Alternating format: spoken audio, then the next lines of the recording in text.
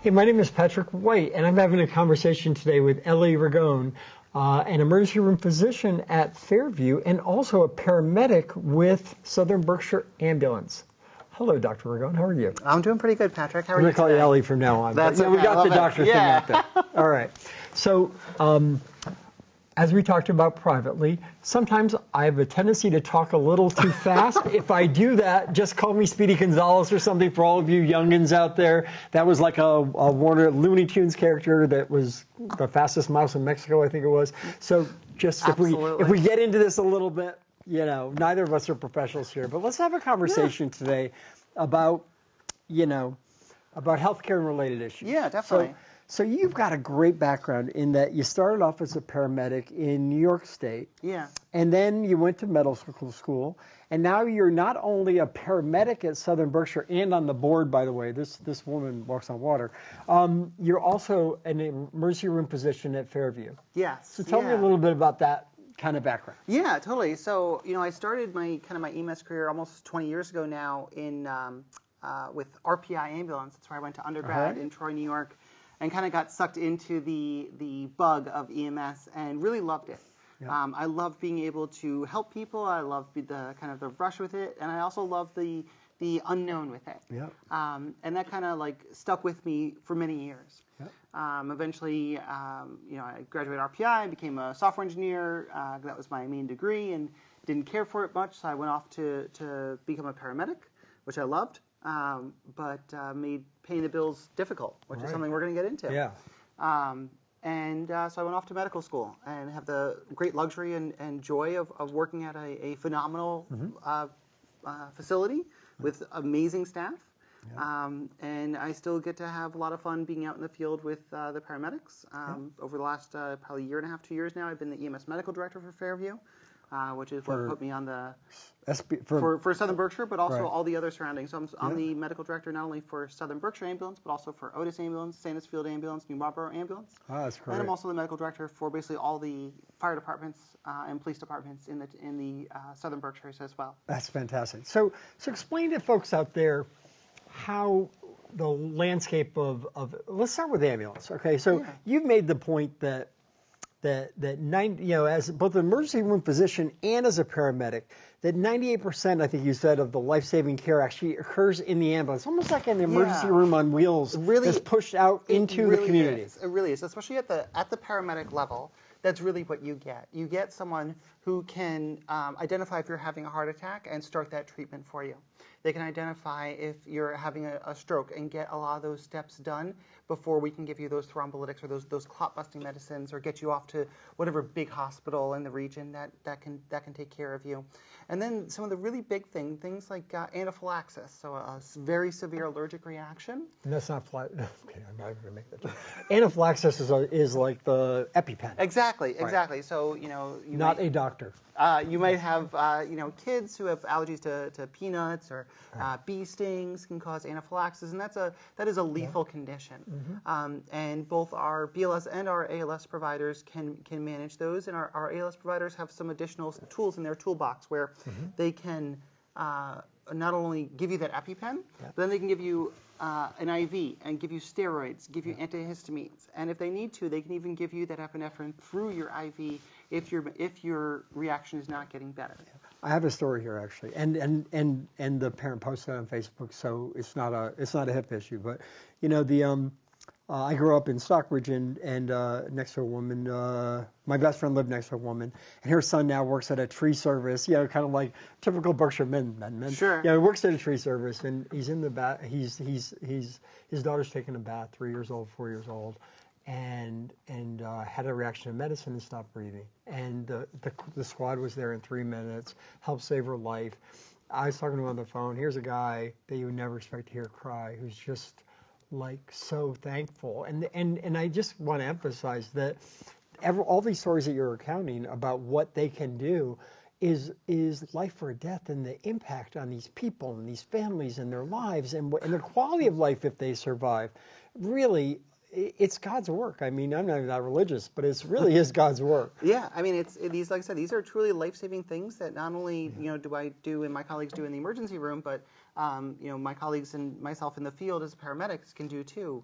We talked about the anaphylaxis. If your heart were to stop, they can look at the heart rhythm, find out exactly what needs to be done for it. They can put a breathing tube in. They can do all these truly, truly life-saving things. That's right. And certainly we do, plenty of life-saving things in the emergency department. But a lot of the emergency department work is identifying, specifically what's going on and how to get you to the doctor that can fix you. And even in the ED, we do have certainly, obviously, additional tools that the paramedics don't have. But the end result is that the reality is a lot of it is the same. That's right. And I was having a conversation with one of the town administrators who's involved with the West Stockbridge opportunity. And we were both observing that the whole challenge for South County right now is to get more rigs, more ambulances on the road. Yeah. It doesn't matter if it's municipal or nonprofit or whatever it is. We need more care on the road. That's how you save lives. My town is, the average age is pushing 65. The average age in Massachusetts is 39. These are elderly towns. Even Great Barrington, which has a bit of a younger vibe, the average age is like 51 or 52. It's not like compared to the state that it's like, youth central here. Yeah. And so as a medical director at all these police and fire and ambulance crews, I assume what you're mostly seeing is that in South County, aside from Southern Berkshire Ambulance, it's mostly BLS service. Why don't you explain what that is and what the implication of that is in terms of how we support them? Yeah, so a BLS agency is run by, Basic Life Support is run by EMT Basic. So these are people who are trained in essentially kind of first aid and CPR, so kind of basic level care. And this sort of care is life-saving in many ways, but is sort of that first step that often needs that second step that can be provided by a paramedic, by an ALS provider. So the other three ambulance agencies that I help manage, Otis, Sandusfield, and New Marlborough, are all BLS agencies, as are the fire departments in our area as well. And that's where this investment that we just made in that fly car is so important. Absolutely. And actually, the board, which you're on, I work for her basically, full disclosure. By funding that paramedic to be in that fly car, even though the revenue really there's not corresponding revenue to justify that, but our mission is to save lives. And I was proud to be in that room that day when you guys decided to fund that, because it's about saving lives. It gives us more capacity to get that paramedic who's, in some instances, correct me if I'm wrong, is legally required to be in the ambulance to do certain interventions. Isn't that right? Yeah. So in order to actually be able to do a lot of the things, you need that paramedic there. Even if even if you have someone who's, let's say it was me working as a paramedic. If I was working for example, New Marlborough Ambulance, I can't work as a paramedic. I can only work as a basic. So I would still need to call another paramedic. So having that fly car does so many things for the region, really. It opens up, like you said, it gets that paramedic to not only the call quickly, but also helps to intercept with these other agencies that have BLS. You're telling me, though, now I'm going to start speaking quickly because I'm annoyed. You're telling me that if you're one of a two-person crew in a New Marlborough ambulance, even though you're a licensed paramedic, because they're only BLS, you can't do the paramedic stuff. Our state of Massachusetts, that is screwed up, okay? Lives are at stake here. Let the woman do her job. It is tough, but it's where that agency has decided what level of care to provide. Yeah, I get it. But and New Marlborough Ambulance, if they wanted to, could pursue an ALS license. But as we talk about often on the board, that's $1.5 million expenditure annually. Yeah. And the reality is, for a lot of these towns, it's hard to justify that amount, especially when they have the opportunity to buy into a service like Southern Berkshire Ambulance. That these towns are getting basically a portion of a really $3 million service with 2.5 to 3.5 ambulances plus fly car going on every day. And that's a huge benefit. And that fly car makes a huge difference, because not only does it open up the ability to provide that ALS service out in the towns, but it also frees up a whole ambulance. And so just so that people understand, we're not getting too lingo, the fly car is basically a Ford Explorer where you can take your to-go backpack of paramedic stuff, you hop in the thing, and you meet the ambulance en route. So they're traveling toward Fairview, and you're basically traveling away from Fairview to try to get to the patient sooner to start those interventions that are going to save that life. And so those are really the most serious cases that you face, is where you might need a fly car. This is not somebody who broke a finger here. This is somebody who maybe is having a heart attack or Exactly. a stroke Exactly. or has had a serious injury or something else. Yeah. Yeah. And these services also open up a whole ambulance, because previously Southern Berkshire would have to send a whole ambulance out to these other towns to provide that paramedic, Right. and now they can keep that ambulance in town and or for the 6 towns that provide for Southern Berkshire 911, Ambulance to provide that care. Mm-hmm. And not only that, but the other real challenge that we have at Fairview and in the Southern Berkshires is Fairview is a wonderful hospital. I love working there. But one of the things I love about it is its challenge as well, which is that I work nights at Fairview. Oftentimes I'm the only doctor in the hospital. Right. And what that ends up meaning is that I might have a patient who needs help and I might not be able to get it there, which means I need to send that patient somewhere else. Yeah. And Southern Berkshire is often the first choice we have to send that They're in the patient to parking get lot. the care. Exactly. Yeah. We share a parking lot, and we can by having that fly car, we can keep that ambulance in service, and whether that's to respond to the towns or to get that patient they brought to us to whatever it is, the surgeon, the neurosurgeon, the cardiac intensivist who's going to do that cardiac catheterization and stop that heart attack in its place, or whatever the case may be. We open up that additional resource to really be saving lives. What's really struck me, so I serve as full disclosure, the Chief Financial Officer of Southern Berkshire Ambulance, and that's a job I started 9 months ago. Now, I was involved in some of the decisions as a board member on the Stockbridge Select Board to take a look at that combination of Stockbridge and West Stockbridge. So I had seen some of the reports as a layperson, but nowhere near the in-depth work that, since I've been more involved here. And one observation I have 9 months into this is how fantastic. You talked about Otis. We're here at Lee at CTSB right now. Chief Brown gave us an hour of his time last Friday.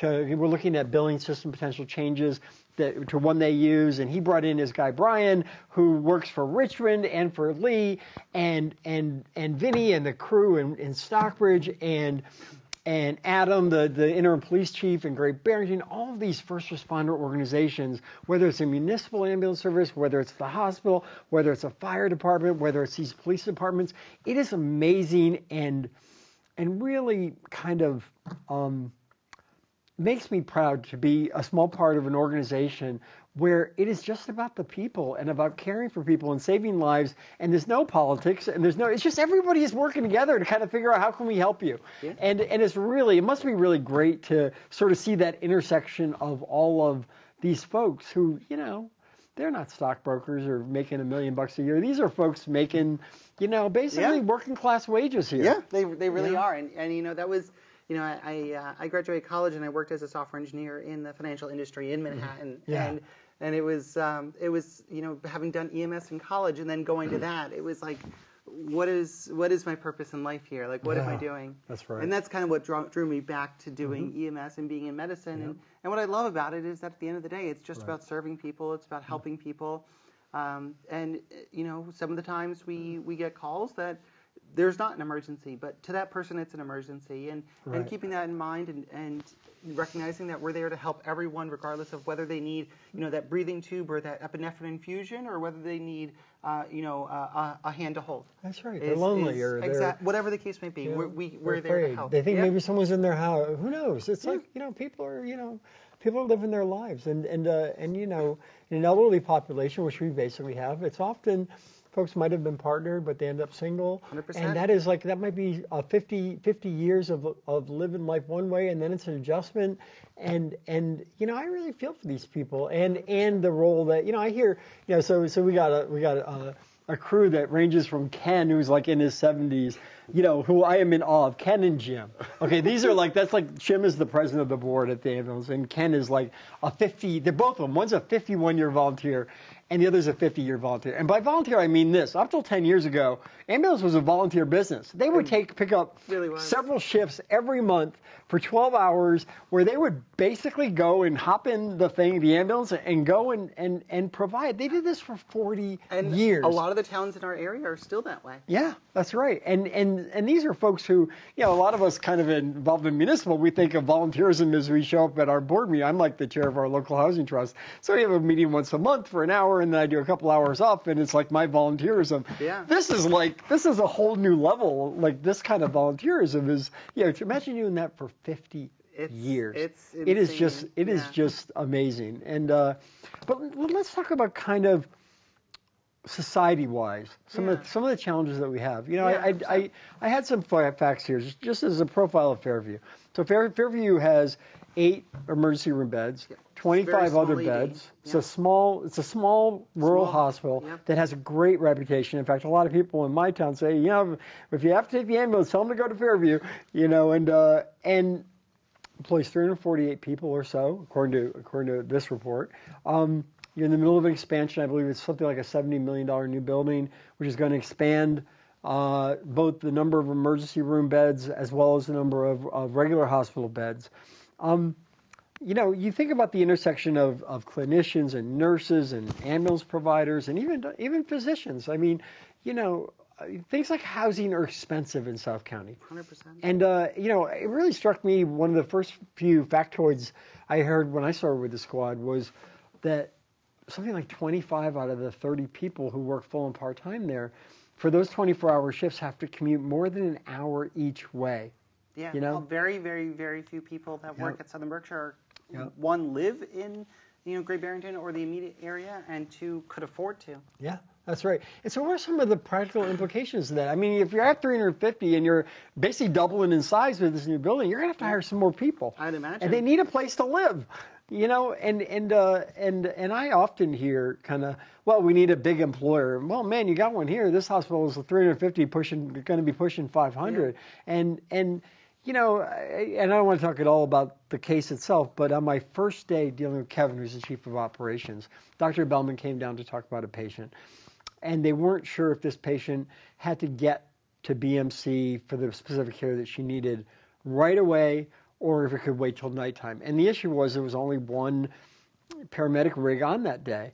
And I was a fly on the wall listening to this debate about the potential for needing life-saving care in South County if there was a 911 call versus the potential for this. And they ended up sending the woman immediately because even though it was only a 5% chance she would need it, that was enough. Yeah. And so much respect for those folks in that conversation, you know, having to make these kind of decisions on that. People don't even realize, you know, and I bring that up because the obvious answer to me before I realized the housing situation was just pay a crew. We had a spare ambulance here, so we didn't have the crew on. Just pay somebody time and a half and call them up and say drive over and hop in the rig and drive the woman to to Fairview. Yeah. I mean to a BMC.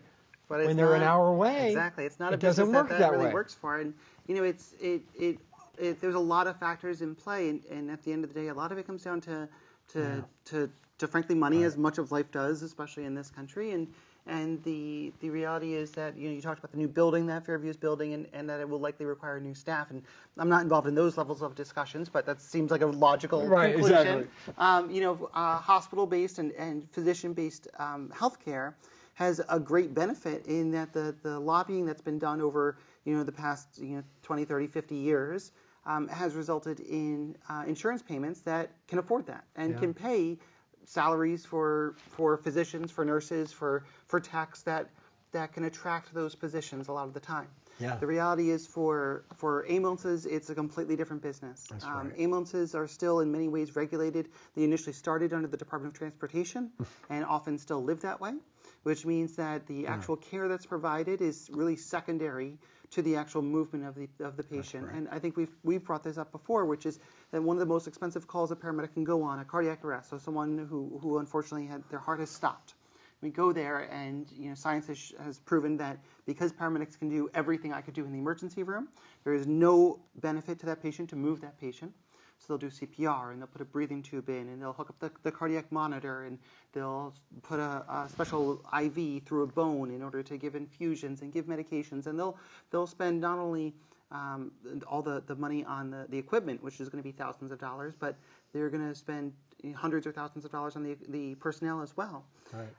And unfortunately, a lot of the time, those patients don't make it.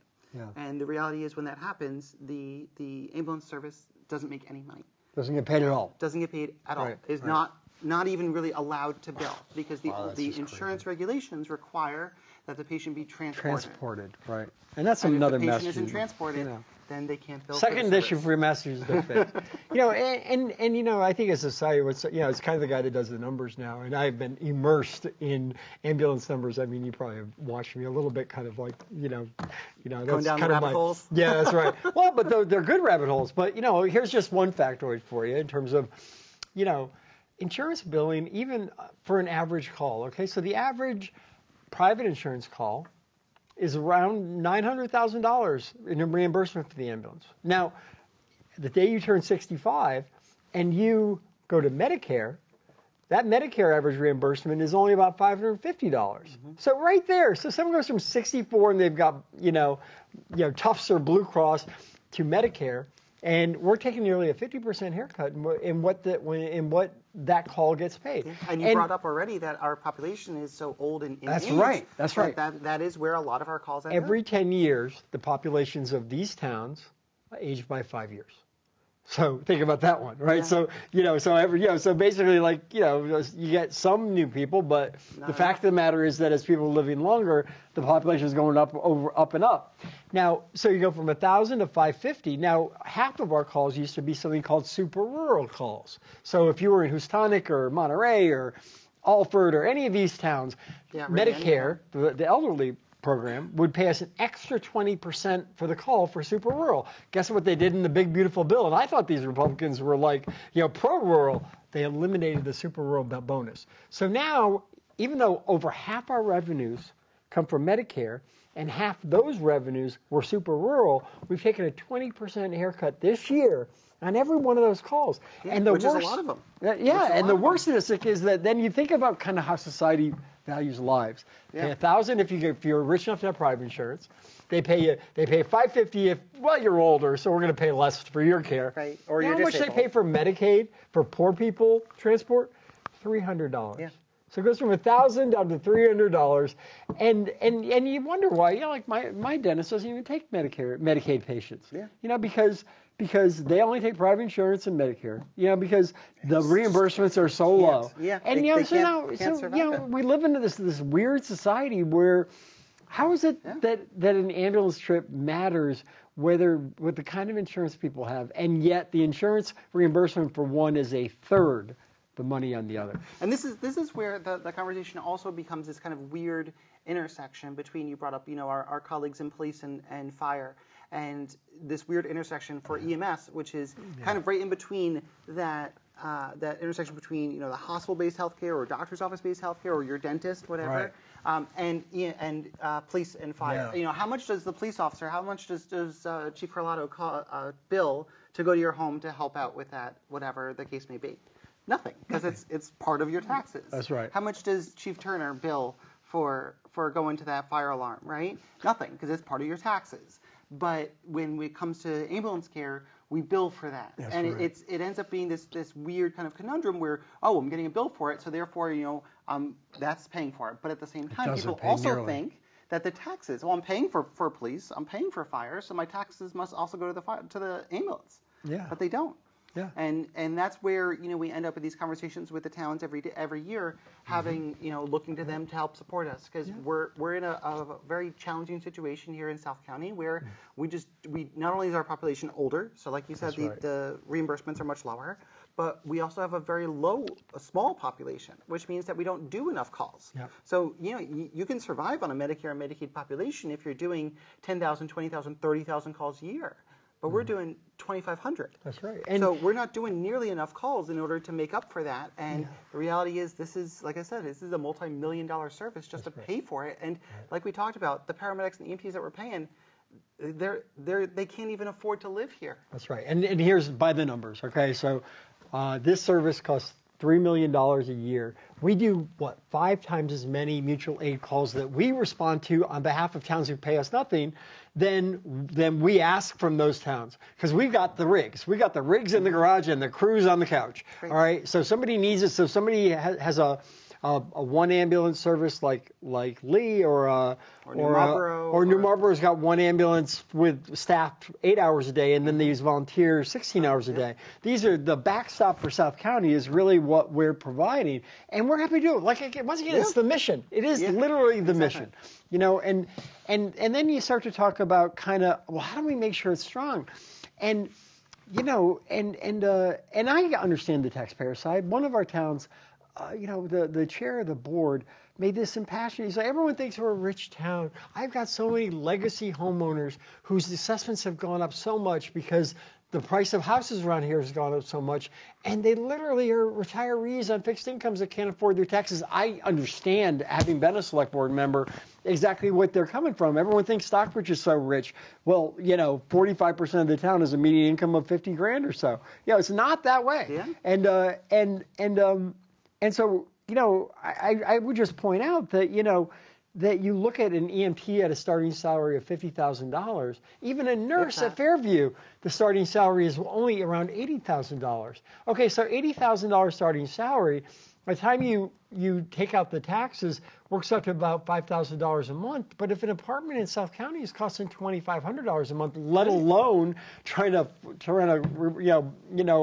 close on a $700,000 mortgage, sure. I mean, nobody can afford, unless you're basically got the two income no kids kind of thing, right. you know. Right. You know, and you don't pay. You and your partner now have a 4-year-old and a 10-year-old. Yeah. And you're, you know, you live in across the border in New York State because it's more affordable there. Definitely. Well, all I got to say is, as the chair of our Affordable Housing Trust, you know, that if we could build some middle class housing, you are absolutely welcome in our town. I mean, it's like a young family, 4-year-old, 10-year-old. It's like the dream for us geriatric. I'm 63, and I'm like the young half of the Stockbridge population here. And you know, so you look at pay scales, and we got to basically, when you're trying to attract people in the most remote corner of the state, with the largest geography of coverage, so you might need to pay actually a little bit more, not a little bit less, for these Fairview jobs and these Southern Berkshire jobs. And it's tough because, you know, insurance revenues this year are at best flat, and my personal prediction is that they're going to drop 5%. And people, even just keeping up with inflation is a 5% increase, but that doesn't really account for some of the localized challenges here, like housing costs. Right. And I don't, you know, it's like solving these problems are above my pay grade, but man, it's in all of our interests to solve them because, you know, there's a lot of nice to haves in government. Ambulance service, 911, emergency service, hospital care is not a nice to have. This saves lives. Yeah, this is life 100%. And death stuff. 100%. You know? 100%. Yeah. So we're doing everything we can. The idea that, you know, I mean, part of my portfolio job is to beg people for money. I'll admit it. Okay. It's basically like, you know, write the letters or make some calls and figure it out. Okay. These guys, you know, our facility, you know, and I'll say it out loud. Built in 1968, the same year as Monument Mountain, the high school. All right, 60 years. It has three garage doors, meaning you can hold 3 vehicles. All right. Well, we own 5 vehicles. You can't leave them outside. They have things like supplies in them, right? So you can't park them outside. So we've got to basically, Great Britain helps us out, the fire department. Sometimes we squeeze 4 in, but that new building is probably $10 million ask. Okay, and then in addition to that, you know, we've been moving away from kind of like run it until you can't patch it anymore on the ambulances to actually getting into a fleet schedule, which is kind of how you treat your fire, you know, trucks and your police vehicles. Mm-hmm. So, you know, why is this the ugly poor stepchild cousin, you know, in terms of vehicles? Okay, how about we make sure that the vehicles kind of are, or at least new enough so that you're not going to break down on the Mass Pike like it happened once. It did happen. So now we're looking at, over the next 5 years, $2 million. Ambulances are $500,000 a year, $2 million, $12 million to just basically have enough sleeping rooms for the staff, you know, because they work 24-hour shifts, guys, and a facility that allows us to compete and retain when we're hiring and trying to keep people on staff, and enough bays. We need 6, not 3, so that the ambulances can drive through, because that minute or 2 might be the difference between saving a life and not saving a life. And so I got to just say to you, anybody watching this, if you're in a position to write that, I was involved in another project in Berkshire County where one family wrote a big check, and then 300 other folks contributed, and we got that job done, raised $10 million, and we're actively looking for that here, and not because we want the Taj Mahal here. Right. It impacts care, quality of care. It really does, and not only that, but the additional bays, not only, like you said, it lets us house the vehicles in, but then it also looks to help us expand, because the reality is, I think an ideal model helps us not only have all the vehicles in one place for crew changeover, for maintenance and that sort of thing, but it also provides us that opportunity to do more for the towns that support us and for the regional community as a whole. Yep. And we look at it's a really interesting time. We had when I was a kid, we had over 300 kids from Stockbridge at K through 12 at Berkshire Hills. So this monument, that's now Muddy Brook, and it's now Du Bois. And now there's about 100. And the numbers I've seen is that by 2030 it's about 70. And there's that old saying, time waits for no man or woman. And I jokingly said at 63, I'm in the bottom half of the average age in my town.